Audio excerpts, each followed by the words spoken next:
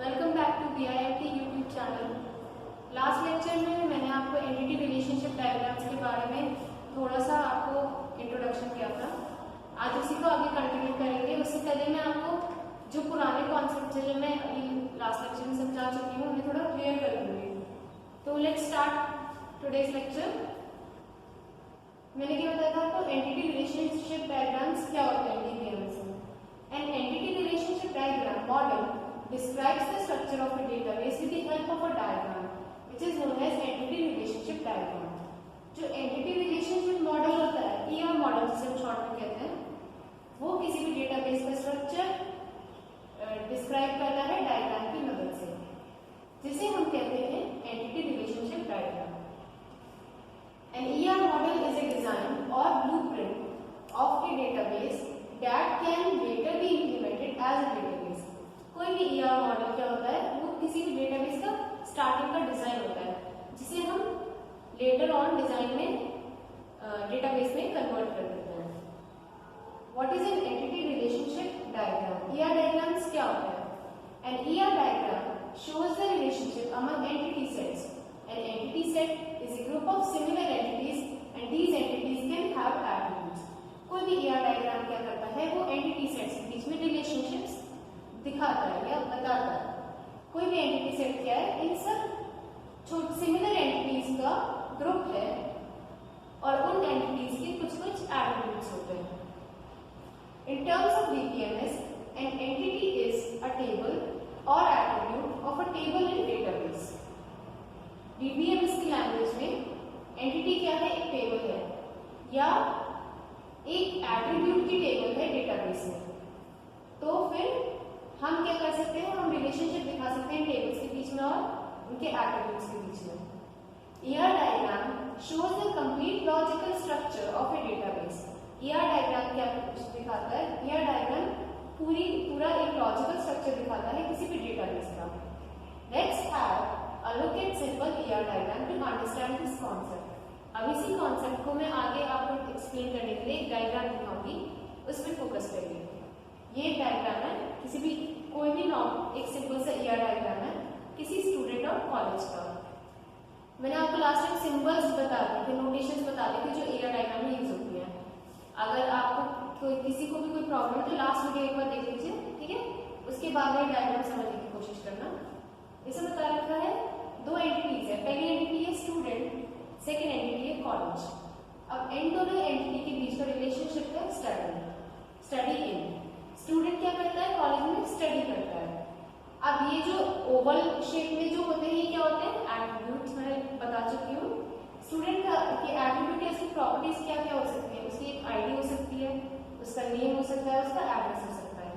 इसी तरह किसी कॉलेज की क्या क्या आईडी हो सकती है, कॉलेज की आईडी हो सकती है, कॉलेज का नेम हो सकता है।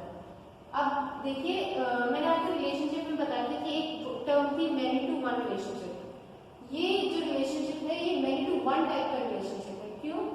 क्योंकि एक स्टूडेंट है, बहुत सारे स्टूडेंट्स हैं, वो एक कॉलेज में पढ़ सकते हैं। Many students can study in one college, but is it possible कि in one college one student studies in different colleges in many colleges? ऐसा नहीं है ना, this is not other way around. इसीलिए हम क्या बोलेंगे, ये मैनी टू वन टाइप का रिलेशनशिप है। यही इन्होंने आगे बता रखा है। In the following diagram we have two entities, student and college and their relationship. The relationship between student and college is many to one as a college can have many students. However, a student cannot study in multiple colleges at the same time. Student entity has attributes such as student ID, student name, student address, and college entity has attributes such as college ID and college name.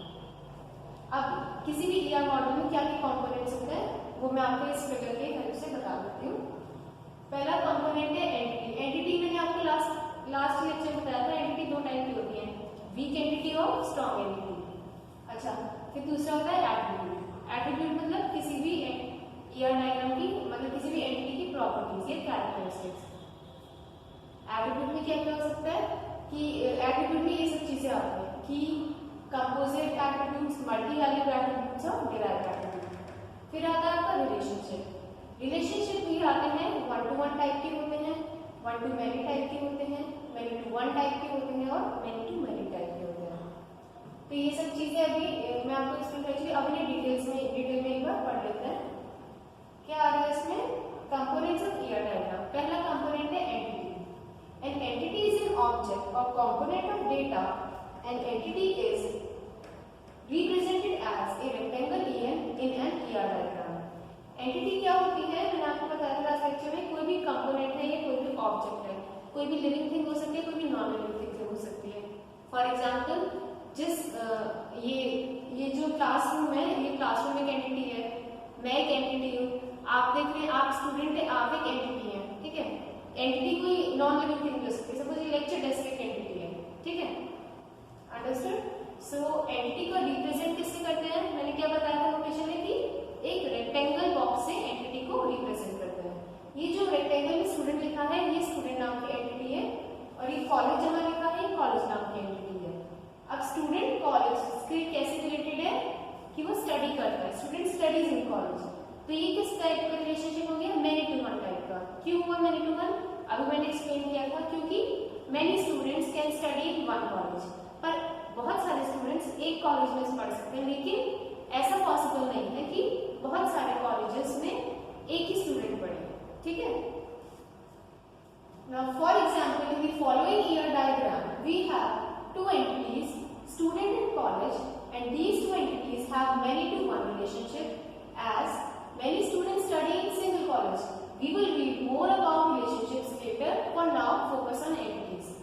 Entity में types होते हैं weak entity और strong entity.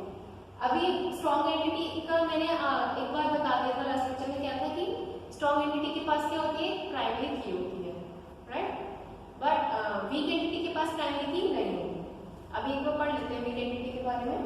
An entity that can not be uniquely identified by its own attributes and relies on the relationship with other entity is called weak entity.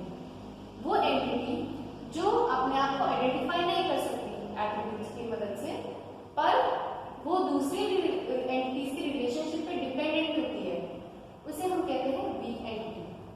The weak entity is represented by a double rectangle. Entities को किससे represent किया था? Single rectangle से। अब ये जो double rectangle बना हुआ है, ये है वीक एंटिटी, जो जिसका नाम है बैंक अकाउंट। इसके बारे में पढ़ते हैं कि किस तरह का एग्जाम्पल दे रखा है। For example, a bank account cannot be uniquely identified without knowing the bank to which the account belongs. So, bank account is a weak entity. अच्छा, दो एंटिटीज हैं यहाँ पे, बैंक अकाउंट और बैंक।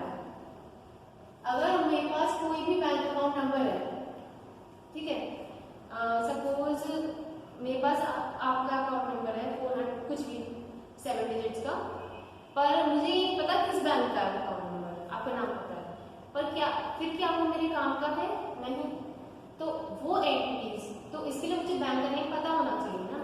तो इसीलिए वो एंटिटीज जो दूसरी एंटिटी पे डिपेंडेंट है अपनी आइडेंटिफिकेशन के लिए, उन्हें हम कहते हैं weak entities. Next, attribute. An attribute describes the properties of an entity. An attribute is represented as oval in an ER diagram. There are 4 types of attributes. कोई भी एट्रीब्यूट क्या होती है? किसी भी एंटिटी की प्रॉपर्टी होती है या कैरेक्टरिस्टिक। एट्रीब्यूट को किस शेप से बताते हैं? ओवल शेप से। और ये 4 टाइप्स के होते हैं।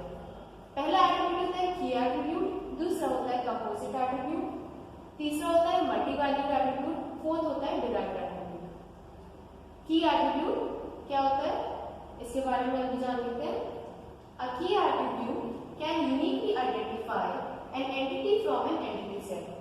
For example, student roll number can uniquely identify a student from a set of students.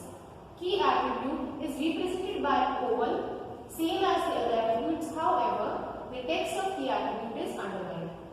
कोई देखो, ये ध्यान से ये एंटिटी है स्टूडेंट्स, ये ओवल शेप में इसकी क्या है? प्रॉपर्टीज है, एट्रीब्यूट्स है। मतलब स्टूडेंट का रोल नंबर हो सकता है, स्टूडेंट का नेम हो सकता है, स्टूडेंट का एज, एड्रेस, पर इनमें से एक ऐसा एट्रीब्यूट है जो स्टूडेंट को अलग बता देता है कि ये वाला स्टूडेंट है। कैसे, कौन सा आप बता सकते हैं? पहला है नेम, पर एक नाम के क्या बहुत सारे स्टूडेंट्स हो सकते हैं? ऐसा पॉसिबल है? ऐसा है। तो नेम क्या है हमारा? मेन की एट्रीब्यूट नहीं है। और इसी तरह एज क्या है, एज हमारा की एट्रीब्यूट क्या सेम एज के और स्टूडेंट्स नहीं हो सकते, ऐसा पॉसिबल है? ऐसा है, डेफिनेटली ऐसा पॉसिबल है कि आपकी एज के और भी स्टूडेंट्स हो, तो वो आपको यूनिकली नहीं आइडेंटिफाई करना। सिमिलरली एड्रेस है, एड्रेस भी और सपोज मैं भी दिल्ली से हूँ, आपकी दिल्ली से हो, मैं मेरठ से हूँ, आपके फ्रेंड मेरठ से, तो एड्रेस भी आपको यूनिकली आइडेंटिफाई नहीं करता। तो एक जो आपकी चीज जो अलग से बताते हैं कि ये वो वाला स्टूडेंट है, उसका है वो है रोल नंबर इसमें, तो उसे मैंने अंडरलाइन कर दिया कि ये मेरा की एट्रीब्यूट है। सेकंड आ गया composite attribute. An attribute that is a combination of other attributes is known as composite attribute. For example, in student entity, the student address is a composite attribute as an address is composed of other attributes such as pin code, state, country. Composite attributes क्या होते हैं कि वो property या वो attributes जो और 3-4 attribute से मिलकर बने हैं। यहाँ पर कंपोजिट एट्रीब्यूट है एड्रेस। क्यों? सपोज एक एंटिटी है स्टूडेंट, उसका एट्रीब्यूट है एड्रेस, ठीक है। अब एड्रेस में भी 3 चीजें आती हैं कम से कम, कि उसका पिन कोड, जिस जगह वो रहता है वहां का पिन कोड, वो उस स्टेट का नाम, उस कंट्री का नाम, ठीक है। तो यहाँ पर एड्रेस अकेला अपने आप में सफिशिएंट एट्रीब्यूट नहीं है, वो डिपेंड करता है 3 और एट्रीब्यूट्स की वैल्यूज पे अपने आप को डिफाइन करने के लिए। अब multi valued attribute, an attribute that can hold multiple values is known as multi-valued attribute. It is represented with double ovals in an ER diagram. Multi-valued attribute वो होते हैं जो एक से ज्यादा वैल्यूज होल्ड करते हैं अपने में, उन्हें हम डबल ओवल से रिप्रेजेंट करते हैं। देख लीजिए इसमें, for example a person can have more than 1 phone numbers, so the phone number attribute is multi-valued. एक पर्सन के एक से ज्यादा फोन नंबर हो सकते हैं, है ना, तो वो एक ही फोन नंबर एंटिटी की बहुत सारी वैल्यूज हो सकती हैं, इसलिए वो मल्टी वैल्यूड कहलाएगा, मतलब उसकी एक से ज्यादा वैल्यूज है। फिर derived attribute, a derived attribute is one whose value is dynamic and derived from another attribute. एक डिराइव्ड एट्रीब्यूट वो होता है जिसकी वैल्यू डायनामिक होती है, मतलब दूसरी एट्रीब्यूट से उसकी वैल्यू डिराइव की गई है। इसे रिप्रेजेंट किया जाता है डैश ओवल से ER डायग्राम में। For example, person age is derived attribute as it changes over time and can be derived from another attribute date of birth. अच्छा, यहाँ पर देख लीजिए, पर्सन किसी भी पर्सन की एज है वो डिपेंड करती है किस पे, वो चेंज होती रहती है ना, और इसीलिए वो डिराइव की जाती है किसी और एट्रीब्यूट से। यहाँ पे देखिए ये ER डायग्राम है जिसमें मल्टी वैल्यूड एट्रीब्यूट भी है और डिराइव भी है। जो डैश डैश से बना हुआ एज जो है यहाँ पर वो है आपका डिराइव्ड एट्रीब्यूट। एक एंटिटी है स्टूडेंट, स्टूडेंट का एट्रीब्यूट है स्टूडेंट की ID, स्टूडेंट का फोन नंबर डबल ओवल से क्योंकि एक से ज्यादा वैल्यू हो सकती है, स्टूडेंट का नेम, स्टूडेंट की एज डैश में है डिराइव्ड एट्रीब्यूट है। क्यों? क्योंकि वो टाइम टू टाइम चेंज हो रही है और डेट ऑफ बर्थ से डिराइव की जाएगी। फिर डेट ऑफ बर्थ और student ID।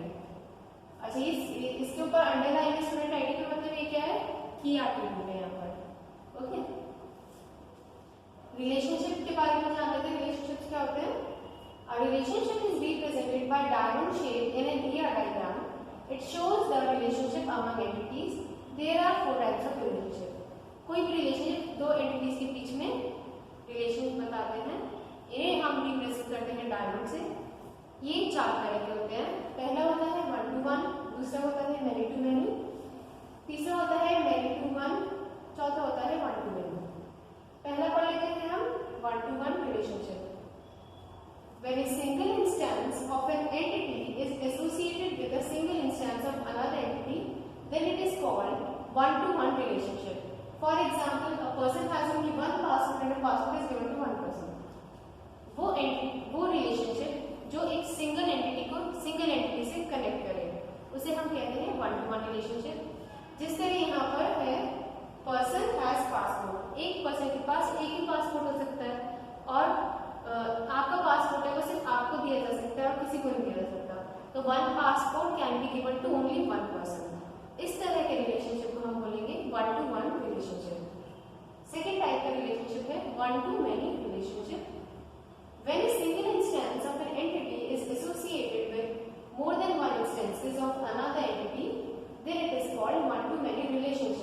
For example a customer can place many orders but a order can not be place by many customers. वो अगर कोई भी किसी भी एंटिटी का सिंगल इंस्टेंस कनेक्टेड हो किसी एंटिटी के मल्टीपल इंस्टेंसेस से, उसे हम कहते हैं वन टू मैनी रिलेशनशिप। इसका एग्जाम्पल है कि ये देखिए, एक एंटिटी है कस्टमर, एक एंटिटी है ऑर्डर। अब कस्टमर ने ऑर्डर प्लेस किया, एक कस्टमर बहुत सारे ऑर्डर्स प्लेस कर सकता है, लेकिन क्या बहुत सारे ऑर्डर्स मतलब एक ही ऑर्डर आईडी एक अलग अलग कस्टमर्स को मिल सकते हैं? ऐसा पॉसिबल नहीं है। इसीलिए हम कहेंगे one two one many relationship इस रिलेशनशिप को। थर्ड टाइप का रिलेशनशिप आता है मैनी टू वन रिलेशनशिप। जब when more than one instances of an entity is associated with a single instance of another entity, then it is called many to one relationship. For example, many students can study in a single college, but a student cannot study in many colleges at the same time. many to one relationship उसी तरह का आ गया जो मैंने example दिया था last आपको, कि जब भी किसी एंटिटी का सिंगल इंस्टेंस बहुत सारे इंस्टेंसेस से कनेक्टेड है किसी और एंटिटी के। जिस तरह एक स्टूडेंट है, बहुत सारे स्टूडेंट्स हैं, वो एक कॉलेज में स्टडी करते हैं, मतलब मैनी टू वन। लेकिन क्या बहुत सारे कॉलेजेस में एक ही स्टूडेंट पढ़ सकता है? ऐसा पॉसिबल नहीं है। दैट इज व्हाई इसे हम बोलेंगे many to one relationship. Fourth और लास्ट टाइप का रिलेशनशिप है many to many relationship. When more than one instances of an entity is associated with more than one instances of another entity, then it is called many to many relationship. जब किसी भी एक entity के बहुत सारे instances connected हैं दूसरी entity के बहुत सारे इंस्टेंसेस से, उसे हम कहेंगे many to many relationship. For example, एक स्टूडेंट को बहुत सारे प्रोजेक्ट्स असाइन किए जा सकते हैं, ऐसा हो सकता है, और बहुत सारे प्रोजेक्ट्स एक ही स्टूडेंट बहुत सारे स्टूडेंट्स को असाइन किए जा सकते हैं। तो दिस वर्क्स बोथ वेज, दोनों साइड से चलता है। तो इसे हम बोलते हैं many to many relationship. Okay, आज तो मैंने आपको रिलेशनशिप्स पे टॉपिक कंप्लीट करा दिया है। कल मैं आपको या डायग्राम से बनवा लूंगी कि एग्जाम्पल से दूंगी किस तरह बनते हैं, एग्जाम क्वेश्चन कैसे आते हैं। कोई प्रॉब्लम है तो आप कमेंट सेक्शन में डाल दीजिएगा, और प्लीज ईयरफोन्स लगा के सुना ताकि वॉइस क्लियर है। Okay, till then take care, thank you so much.